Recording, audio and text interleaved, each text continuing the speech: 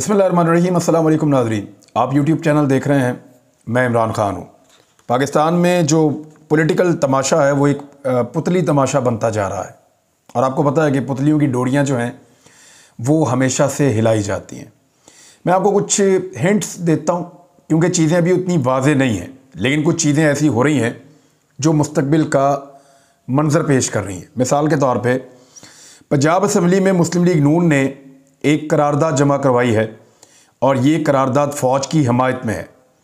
याद रहे कि गुज़िश्ता 3.5 साल में जब से इमरान खान साहब की हुकूमत आई है, बल्कि उससे पहले भी जब से PMLN के ख़िलाफ़ केसेस शुरू हुए थे और मियां नवाज शरीफ साहब ने फ़ौज के ख़िलाफ़ एक बयानिया बनाया था, तब से लेकर अब तक गुज़िश्ता चंद सालों में कोई एक भी फ़ौज की हमायत में स्टेटमेंट या करारदाद PMLN की जानिब से नहीं आई। बल्कि यहाँ तक भी कहा गया कि टांगें काँप रही थी और बहुत परेशान थे। जब वो इंडियन पायलट को पकड़ा था तो अयाज सादिक ने स्टेटमेंट दिया था और बहुत सारी ऐसी चीज़ें ये करते रहे हैं। पाकिस्तान की हिज़्ब इख्तिलाफ की सबसे बड़ी जमात है मुस्लिम लीग नून। उसने पंजाब की सूबाई असम्बली में एक करारदाद जमा करवाई जिसमें सोशल मीडिया पर फ़ौज के ख़िलाफ़ मुहिम चलाने की मज़म्मत की गई है। करारदाद में कहा गया कि तहरीक इंसाफ की खातून MNA और PTI सोशल मीडिया टीम फ़ौज के ख़िलाफ़ मुहिम चला रहे हैं जिसकी मज़म्मत की जाती है। इस करारदाद में यह भी इल्ज़ाम आयद किया गया कि हुक्मरान जमात इदारों के सरबराहान के ख़िलाफ़ किरदार कुशी की मुहिम चला रही है, हुकूमत इदारों को मजबूत करने की बजाय कमज़ोर कर रही है, फ़ौज मुखालिफ मुहिम इंडिया को खुश करने के लिए चलाई जा रही है। करारदाद के मतन के आखिर में लिखा है कि FIA फ़ौज के ख़िलाफ़ चलाई जाने वाली इस मुहिम में मुलव्वस अफराद को गिरफ़्तार करे, जबकि ये ऐवान अफ़वाज पाकिस्तान के साथ शाना बशाना खड़ा है। अब ये आप ज़रा गौर करें कि नवाज शरीफ साहब ने जब वोट को इज्जत दो का बयानिया अपनाया था 2017 में, जब उनको निकाला गया था, तो उसके बाद से लेकर अब तक मियां नवाज शरीफ साहब ने, उनकी जमात ने हमेशा जर्नैलों के नाम ले लेकर टारगेट किया, पाकिस्तान की फ़ौज को और इदारों को बुरा भला कहा और उनके ऊपर संगीन इल्ज़ामात लगाए और नताइज की धमकियां भी दी। लेकिन अब ऐसा क्या हो गया चंद दिनों के अंदर कि अचानक PMLN जो है वो फ़ौज की बड़ी आला किस्म की दोस्त बन गई और फ़ौज के हक़ में उन्होंने करारदाद भी पेश कर दी। ये जो सोशल मीडिया के ऊपर कंपेन चलाई गई है, ये कंपेन सब जानते हैं कि कैसे चली है और अब ये कोई ढकी छुपी बात नहीं है। इस कंपेन का इस्तेमाल किसने किया है, इस कंपेन का फ़ायदा किसने उठाया है और इस कंपेन को चलाया भी किसने है, ये सारा कुछ खुल गया है कि एक पॉलिटिकल पार्टी PMLN मुबैना तौर पे इस्तेमाल हुई और उन्होंने फ़ौज के ख़िलाफ़ कंपेन चलाई, जाली अकाउंट्स बनाकर पाकिस्तान तहरीक इंसाफ के, और फिर वो पकड़े भी गए। लेकिन साथ ही साथ उन्होंने फ़ौज की तारीफ़ें शुरू कर दी। शहबाज शरीफ ने कल ही कहा कि आर्मी चीफ नवाज शरीफ साहब बहुत इज्जत करते हैं उनकी, और साथ ही उन्होंने कहा कि बड़े अच्छे ताल्लुकात और बहुत कुछ उन्होंने बोला इसके बारे में कि इस बात के बहुत सारे गवाह भी मौजूद हैं। फिर साथ ही साथ उन्होंने एक करारदाद भी जमा करवा दी पंजाब असम्बली में। पंजाब असम्बली में हमजा शहबाज की इजाज़त के बगैर या मियां नवाज शरीफ की इजाज़त के बगैर नून लीग ऐसी करारदाद जमा नहीं करवा सकती। तो आप ज़रा समझिए कि हो क्या रहा है और कौन किस तरफ खड़ा है और कौन सी पिक्चर कैसे नज़र आ रही है। बहरहाल इमरान खान को निकालने के लिए जंग ग्रुप ने खबर दी है। अगर तो ये खबर ठीक है, मेरे पास अभी तक ये खबर नहीं है, मेरी इत्तला के मुताबिक चौधरी बरादरान कोशिश करेंगे कि उनके बगैर इमरान खान साहब तहरीक अदम-ए-एतमाद में निकाले जाएं। यानी चौधरी बरादरान कोशिश ये करेंगे कि वो तहरीक अदम-ए-एतमाद में इमरान खान के खिलाफ वोट ना डालें, लेकिन जब इमरान खान निकाले जाएं तो वो अपोजिशन के साथ मिलकर वोट डाल दें और नया कायदे ऐवान चौधरी बरादरान की मर्जी से आए। इस तरह वो अगली हुकूमत का भी हिस्सा बन जाएंगे और ये 1.25 साल 1.5 साल उनका ज़ाया नहीं होगा। ये उनकी पहली स्ट्रेटजी थी। लेकिन अब एक खबर आई है, जंग ग्रुप ने दी है, और वो ये क्लेम कर रहे हैं कि हुकूमत की 3 बड़ी इत्तेहादी जमातों का अपोजिशन की हमायत का फैसला हो गया है।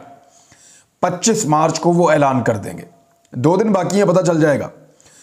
और ज़राए ने दावा किया है कि हुकूमती इत्तेहादी जमातें मुत्तहिदा कौमी मूवमेंट MQM यानी उसके 7 बंदे उनके हैं, मुस्लिम लीग काफ 5 बंदे उनके हैं, बलूचिस्तान अवामी पार्टी 5 बंदे उनके हैं। ये 25 मार्च को ऐलान कर देंगे और काफ लीग के घर पे ये यानी चौधरी बरादरान के घर के ऊपर ये ऐलान होगा। अगर ये बंदे वाकई चले गए हैं अपोजिशन के साथ और ये अनाउंसमेंट कर देते हैं तो फिर खेल ख़त्म। फिर अदालत को भी फैसला करने की कोई ज़रूरत नहीं है। इमरान खान साहब को अदालत से भी अपना केस वापस ले लेना चाहिए, क्योंकि फिर उनके अरकान अगर उनके पास वापस भी आ जाते हैं या वोट डालने नहीं भी जाते तब भी उनकी हुकूमत ख़त्म हो जाएगी, क्योंकि ये 3 इत्तेहादी 17 सीटों के हामिल हैं। और साथ ही साथ एक दावा और भी है कि GDA उसमें फहमीदा मिर्ज़ा साहिबा को निकाल कर बाकी जो 2 अरकान असम्बली हैं वो भी जाकर अपोजिशन के साथ जुड़ जाएंगे और इस तरह उनको 19 की मज़ीद तादाद मिल जाएगी। अगर उनके अपने 2-4 बंदे इधर उधर भी हो गए तो फिर भी वो आराम से इमरान खान के खिलाफ तहरीक अदम एतमाद पास करवा के अपना कायदे ऐवान ला सकते हैं, यानी अपना वज़ीर आज़म ला सकते हैं। ये एक सिनेरियो है और ये बन रहा है मौजूदा जो दस्तयाब खबरें हैं उनके मुताबिक। एतजाज़ अहसन साहब ने कहा कि वज़ीर आज़म अक्सरियत से महरूम हो गए हैं, मुशीरों ने उनके केस को ख़राब किया है। वैसे मुशीरों ने कसर तो कोई नहीं छोड़ी, जिस तरह के अल्फाज इस्तेमाल किए इमरान खान साहब के मुशीरों ने और जिस तरह की डिक्शनरियाँ उन्होंने खोली हुई हैं, पॉलिटिकली पाकिस्तान में इतना मार्जिन है नहीं जो वो लेना चाह रहे हैं कि फ़लाँ को फ़लाँ कहते हैं, फ़लाँ को वो, तो मैं अल्फाज भी इस्तेमाल नहीं कर रहा फ़िलहाल, लेकिन वो जिस तरह की ज़ुबान और जो चीज़ें इस्तेमाल कर रहे हैं उसको इमरान खान साहब को फ़ायदा नहीं हो रहा, उल्टा उसका इमरान खान साहब को नुकसान हो रहा है। और अगर कोई इमरान खान साहब को सही मशवरा देता तो वो कहता कि इनके मुंह बंद करके तो आप तजर्बाकार और बेहतर लोगों को लेकर आएँ जो मीडिया के ऊपर आपका केस लड़ें। बहरहाल बहुत ही इमेच्योर किस्म का केस लड़ रहे हैं उनके मुशीर इमरान खान साहब के, और ऐसे अल्फाज इस्तेमाल कर रहे हैं कि यहाँ ट्विटर के ऊपर जो है वो टॉप ट्रेंड बन जाते हैं। यानी अजीबोगरीब चीज़ें हो रही हैं और जो समझदार और सीनियर सियासतदान हैं उन्होंने इससे अपने आप को ऐसा लगता है कि डेलिबरेटली बाहर रखा हुआ है। एतजाज़ अहसन साहब ने यह कहा कि जो अंपायर हैं वो न्यूट्रल नहीं होते, ये गलत है। सियासी खेल में अंपायर कभी न्यूट्रल नहीं होता। अगर कभी न्यूट्रल नहीं होता तो फिर इसका मतलब है कि अंपायर अभी न्यूट्रल नहीं है। ये एतजाज़ अहसन साहब कह रहे हैं, मैं नहीं कह रहा, क्योंकि हमारे पास ऐसे कोई शवाहिद नहीं है। लेकिन हम ये देख रहे हैं कि वही PMLN जो हमेशा फ़ौज को बुरा भला कहती थी आज फ़ौज के गुण गा रही है। वही मरीम नवाज़ जो फ़ौज के ऊपर हमला करती थी वो फ़ौज को डिफेंड करने की कोशिश कर रही हैं। वही नून लीग जो फ़ौज के ख़िलाफ़ काम करती थी आज उनके हक़ में करारदाद लेकर आ रही है। वही जनरल बाजवा जो इनको बहुत बुरे लगते थे आज उनको बहुत अच्छे लग रहे हैं। बड़ी अच्छी बात है, मैं इसको अप्रिशिएट करता हूँ। अपनी फोर्सेस को, अपने जर्नल्स को, अपने इदारों को इज्जत देनी चाहिए। लेकिन ये क्या सारा कुछ अचानक हो गया है? ये सवाल अपनी जगह पे मौजूद रहेगा। अगर ये 3 जमातें इमरान खान साहब के हाथ से निकल गई तो फिर 100% तय है कि इमरान खान साहब की हुकूमत गिर जाएगी, चाहे वो रमज़ान तक ले जाएं इस मामले को, चाहे वो रमज़ान से पहले कर लें। लेकिन अगर इत्तेहादी इमरान खान के साथ खड़े हैं तो फिर अपने बंदों को कुछ हद तक वो काबू कर लेंगे, और अगर कोई 2-4 चले भी गए इसके बावजूद अपोजिशन 172 पूरे नहीं कर सकेगी। फ़र्ज़ करें इमरान खान साहब की पार्टी से 6 बंदे टूट जाते हैं या 8 बंदे टूट जाते हैं। अगर उनके 8 बंदे भी टूटते हैं ना तो अपोजिशन के बाद 170 होते हैं, 172 नहीं होते। तो एतमाद का वोट इमरान खान ने नहीं लेना, अपोजिशन ने तहरीक अदम एतमाद में 172 पूरे करने। लेकिन जो 8 बंदे वहां पे वोट दे देंगे वो भी नाअहल हो जाएंगे, और उनकी नाअहली कितनी होगी इसके ऊपर इस वक्त सुप्रीम कोर्ट में मामला चल रहा है। अभी कुछ कहना कबल अज़ वक्त है, लेकिन अगर इन खबरों को देखें तो ऐसा लगता है, और ये खबरें बाज़-औक़ात प्लांट भी की जाती हैं, दी जाती हैं जानबूझकर। अब मंजर कैसा बन रहा है ज़रा उस पर आप गौर कीजिए। अगर इमरान खान को निकाल दिया जाता है तो आइंदा हुकूमत किसकी होगी और कौन कौन उसमें शामिल होगा?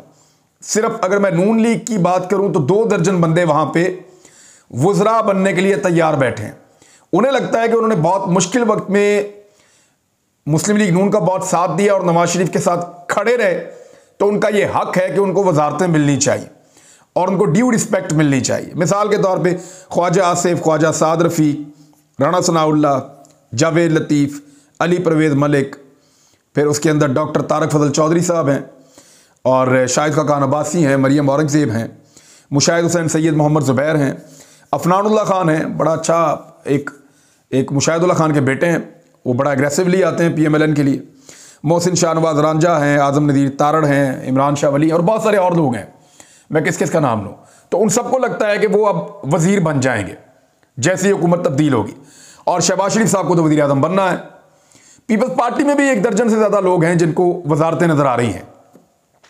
चंद के नाम मैं आपको बताता हूं, बिलावल भुट्टो जरदारी, उनको तो कैबिनेट में शामिल होना है क्योंकि उनके नाना वजीर खारजा थे पहले अयूब खान के, और वहां से उन्होंने पॉलिटिक्स के अंदर बहुत ज्यादा नाम कमाया और फिर वजीर आजम बने। तो बिलावल वजारत खारजा के उम्मीदवार हो सकते हैं, या ये वजारत जो है वो पीपल्स पार्टी के पास रहेगी। खुर्शीद शाह हैं, राजा परवेज अशरफ हैं, शाजिया मरी हैं, शेरी रहमान हैं, कादर पटेल हैं और बहुत सारे लोग हैं जो पाकिस्तान पीपल्स पार्टी में भी वजारतों के उम्मीदवार हैं।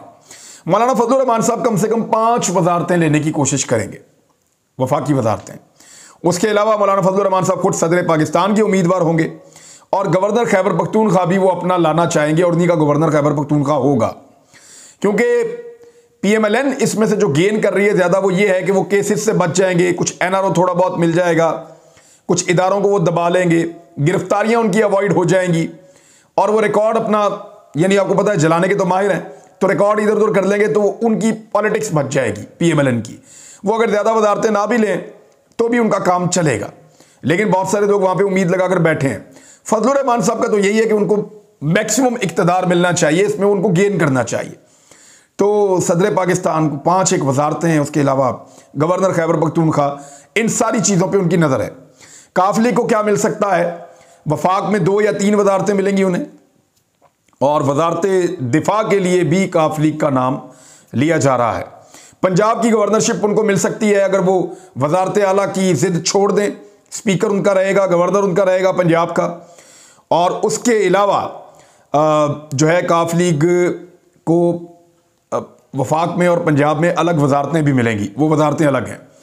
एमक्यूएम जो है उनको गवर्नर सिंध का ओहदा मिल सकता है और 3 वजारतें वफाक के अंदर उनको मिल सकती हैं, जिनमें पोर्ट एंड शिपिंग की वजारत उनकी ख्वाहिश है कि उनको मिले और वो वजारत उनको मिलेगी। आईटी की वजारत वो कोशिश करेंगे उनको मिले। वजारत कानून जो है वो पाकिस्तान पीपल्स पार्टी के पास जा सकती है, जबकि गवर्नर सिंध भी एमक्यूएम का होगा। बलूचिस्तान अवामी पार्टी गवर्नर खैबर पख्तूनख्वा लेने की कोशिश करेंगे, वजारत आला वहां पे लेने की कोशिश करेंगे और वफाक के अंदर कम से कम 2 वजारतें वो मांगेंगे। एएनपी के बाद एक ही रुकन है और वो भी एक वजारत कम से कम हासिल करने की कोशिश करेंगे। तो इस तरह ये एक चूंचू का मुरब्बा बनेगा, एक इस तरह का कि ये मुझे नहीं लगता कि ज्यादा अरसा साथ चल पाएंगे। इन पॉलिटिकल पार्टीज ने हमेशा एक दूसरे की मुखालफत में इलेक्शन लड़ा और आइंदा भी जब इन्होंने इलेक्शन लड़ना है तो पाकिस्तान जैसे मुल्क में वोट पड़ता है मुखालफत के ऊपर कि ये पार्टी इस तरह की है, ये दूसरी तरह की है, ये तीसरी तरह की है। पीपल्स पार्टी ने हमेशा पीएमएलएन की मुखालफत में वोट लिया, पीएमएलएन ने हमेशा पीपल्स पार्टी की मुखालफत में वोट लिया। ये हुकूमत चल नहीं पाएगी और ऐसा लगता है कि फॉर्मूला भी ये है, अगर ये इकट्ठे बैठेंगे तो हुकूमत चलेगी, इनमें से एक भी निकल गया तो हुकूमत गिर जाएगी क्योंकि नंबर पूरे नहीं होंगे। और जैसे ही हुकूमत गिरेगी वैसे ही इमरान खान ये कहेंगे कि देखा मैं कह रहा था ये नहीं चल सकेंगे, ये सारे इक्तदार के लिए इकट्ठे हुए थे, और दोबारा वो इलेक्शन में जाएंगे, अपना मोमेंटम बना लेंगे। तो इस हुकूमत को चलाना भी इनकी मजबूरी होगा और सबको राजी रखना भी इनकी मजबूरी होगा। लेकिन अगले इलेक्शन में जाना है तो इलेक्शन किसके खिलाफ लड़ेंगे? अकेले इमरान खान के खिलाफ। तो उससे ऐसा लगता है कि इमरान खान को उल्टा फायदा हो जाएगा। तो ये अपोजिशन वो काम करने जा रही है कि ऐसा लगता है कि इमरान खान साहब का जो मुर्दा घोड़ा था सियासत का, उसको इंजेक्शन लगा के इन्होंने फिर से खड़ा कर दिया है। इमरान खान साहब की ऐसा लग रहा था कि 2023 में हुकूमत वापस आना कदरे मुश्किल होगा। हालांकि उन्होंने कोरोना में बड़ा अच्छा परफॉर्म किया, इकोनॉमी में उन्होंने कुछ चीज़ों में बड़ा अच्छा परफॉर्म किया, आलमी सतह पर बहुत ज़्यादा महंगाई है, उसका मुकाबला वो नहीं कर पा रहे, कुछ पॉलिसीज उनकी नेगेटिव हैं, पंजाब में गवर्नेंस पे उंगलियां उठती हैं। लेकिन इसके बावजूद इमरान खान साहब ने बहुत सारे शोबों में बहुत अच्छा परफॉर्म किया। आपकी एक्सपोर्ट्स रिकॉर्ड हो गई हैं, आपका जो रेवेन्यू कलेक्शन है वो पाकिस्तान में रिकॉर्ड हो गया है, आपका जो फॉरेन रेमिटेंसेज आते हैं, बैरून मुल्क पाकिस्तानी जो पाकिस्तान में पैसा भेजते हैं, वो रिकॉर्ड वसूलियां हो रही हैं बहुत बड़े पैमाने पर। तो इमरान खान साहब ने यहाँ पे बहुत अचीवमेंट्स की हैं।